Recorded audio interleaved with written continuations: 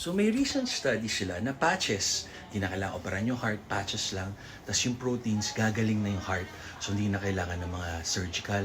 Tapos may nakita rin sila na isang babae, 8 minutes siyang proclaimed dead. Tapos, ang ano niya raw is, para raw siyang umalis sa katawan niya. And then, sobrang positive ng thoughts niya, walang negative, konting negative nawawala.